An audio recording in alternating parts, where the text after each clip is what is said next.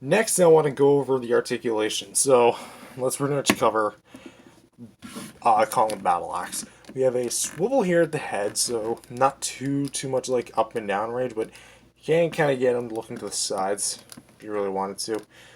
No jaw articulation. I mean, it's pretty standard for Kong figures. We have a swivel hinge here at the shoulder, so we can kind of move forward and back as we please. We have a swivel hinge at the elbows, so you can kind of hinge up about that far, down about that far. Actually, kind of pushing it, you can kind of get a little bit more back, and you can rotate. Oh, I forgot to mention, swivel hinge shoulders, you can go up about that far and down about that far. And swivel at the wrists, there's no hinge, it's just a basic rotation.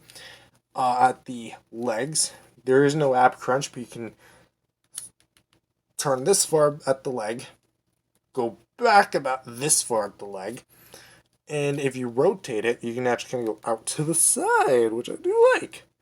You can kind of bend at the knee a little bit. You can go that far back, that far forward, although there is a bit of a gap and it just kind of comes out of proportion, so bend to your own liking. And that's about the articulation of this one.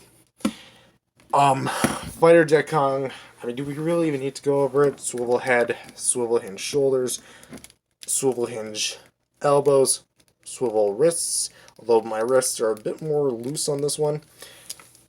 Swivel hinge legs, and hinged knees. So pretty much the same thing. So you might say, oh, it's the same thing on this one, right? Yes and no. Why? Because we have quality difference. Because of the way it's molded now, it's got a little bit more friction with the head, and the jaw likes to kind of collide in with the bottom of it. Because now it's kind of stuck to one piece, and that's as far as it'll go.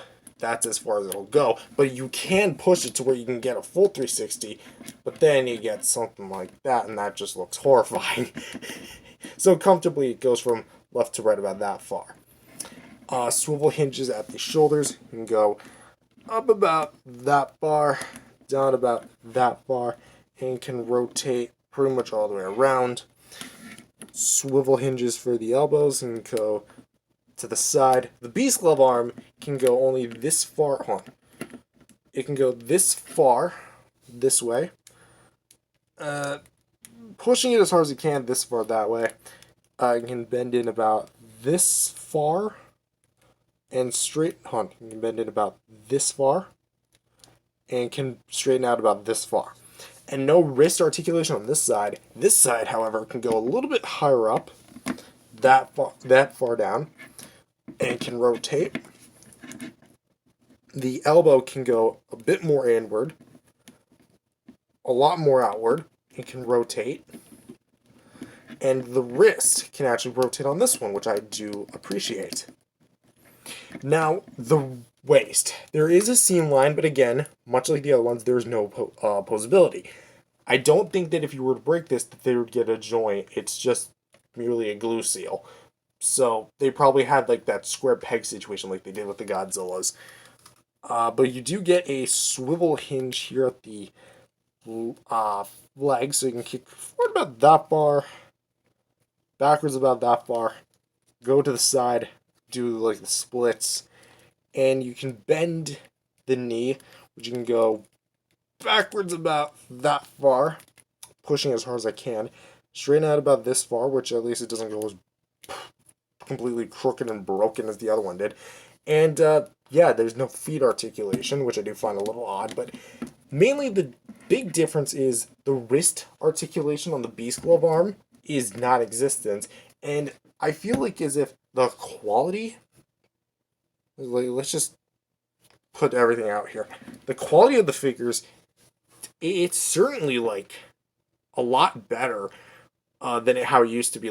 These feel a bit more easier to move than this one does, but at the same time, it's the quality of the joints just feel a lot more tighter and secure on this one than they do the past ones.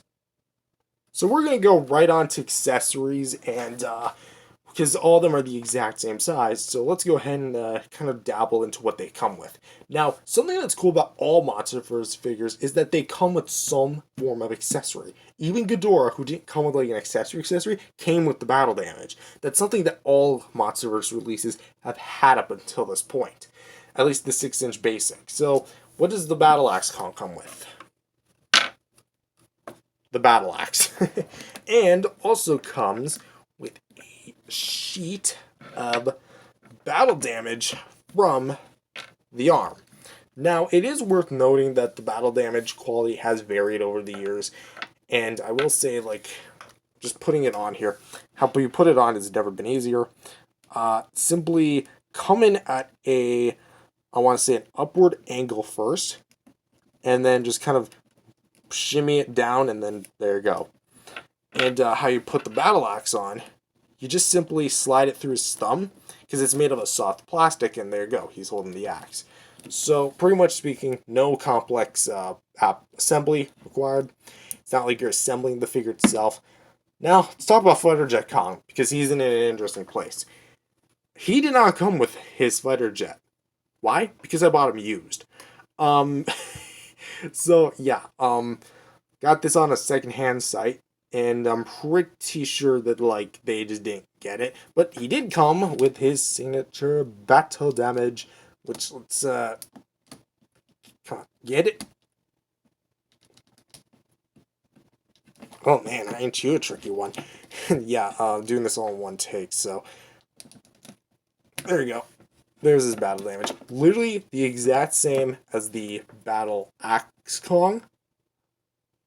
So nothing really has changed. And I do like how this one actually came with it, because you think they did that it would have just been gone at that point. You know, if you lost the accessory, the chances are you'd lose the other one. But hey, at least my Fighter Jet Kong came with something. And now, the Beast Glove Kong. Does not just come with the Beast Glove, because that's not really an accessory. That's like already perma-attached to the figure. It comes with a heave. Now, I have to ask, did this figure come with the right accessory? Because on the box it says it also has, or well, Kong also would have the battle axe. Doesn't mention really much about, well, I think it mentions the heave. Again, I had to read the back of the box again, but I feel like it would have had to come with it, like, regardless, because this came with it. But whatever. Hey, it comes with something. It comes with a nice, pretty cool chrome heave. Does the job, but also doesn't come with any battle damage, because they decided to ditch those for the GXK releases. For whatever reason, but they also kept it for the Godzilla Heat Ray original? Make up your mind, Playmates. But it is worth noting that there's soon to be another Kong that has the battle axe, and is coming pretty soon. So it's not a reissue of this. It's this axe with this Kong sculpt without the beast glove and a closed mouth. So yeah. Next up, we're going to go over price, and essentially all of these guys are the same one. $10. Not bad, honestly. Like, seriously, not bad. I feel like they're giving you a pretty neat little package for $10. And I mean, think about it. You're getting a figure and you're getting an accessory. 6-inch figure scale, pretty posable. Not bad in the slightest. I think that, like, it's pretty much the norm for a Godzilla figure to be like 6 inches or somewhat. So I would say that's pretty cool. And now let's go over availability, because we're in kind of, again, a weird spot with it. These two, I think, at least for the time being, are discontinued or put on hiatus in favor for the GXK releases, because so far it seems like the regular past Monsterverse releases are kind of taking a pause for the GXK figures, and they discontinued their Toho Classic Series line, which is one unfortunate. But for what it is, I think that these guys are still readily available on secondhand markets. Like, I can literally just purchase one right now for that price, and they're still pretty readily available. Not like at retail, but I'd say like still widely out there. You just got to know where to look. This guy, again, just go into Target, Walmart, wherever you find toys, and 90% of the time at least, I think they'll have it. It's not going to be like super over the place, but it'll definitely be there for what it is. And I think that honestly, again, it's so good that these things are readily available nowadays. And lastly, I want to talk about packaging. There's really not much to cover with it because they essentially all came in the same sort of style of box, just with different style guides. So, which pulling both boxes out for the Battle Axe Kong, I don't have the Fighter Jet Kong because again I got it used, and the Beast Cliff Kong. I'm always gonna have a soft spot for this one, but I kind of miss these boxes. I know that sounds really weird to say, but I kind of miss like the orange and the blue color scheme. It just looks so much. I hate saying this, but more appealing. I know, like, it's got all these colors, it's got all this cool stuff, it's all flashy. Meanwhile, this is all boring and just blue and orange. Well, blue and orange just so happen to be my two favorite colors, next to green at least. But again, like, it just looks so good. It's open box, of course, uh, zip tied in. How did I get that out? I'm just thinking to myself, how did I get this out? Look, this isn't cut. How did I get this out? Huh. But yeah. There's realistically nothing really to talk about other than the style guide of the box. Of course, one features battle damage, one doesn't, but again, you can kind of see the differences for yourself. And so that's pretty much the general figure comparison. Pretty much rounding it out, there's a lot of differences and a lot of similarities. Pretty much the similarities being the size, the articulation, at least for the most part, and all the fact that they come with like their own individual accessories. But as far as like the sculpt, the pretty much main body of the figures, they're all different. Like, especially these two who share the exact same mold minus the face, they still feature differences across from each other. This one has a lighter color scheme compared to this one having a darker color scheme. This one obviously has like the better quality sculpt. And again, they're all uniquely different to the point where I can say definitively that they warrant a purchase from each other. But yeah, as for like my personal favorite, it's hard. I'm really thinking between these two. Again, it's hard for me to say. But when the other version of this guy comes out without the Beast 11 with his axe, that's going to be the cream of the crop. Guarantee that'll be my favorite Kong. With that being said, thank you guys for watching this video. If you guys liked it, definitely subscribe to the channel. Believe in Jesus. Next time, Lord's favorite day. Spread the gospel. And I'll see you guys in the next video. Peace out, everyone. God bless.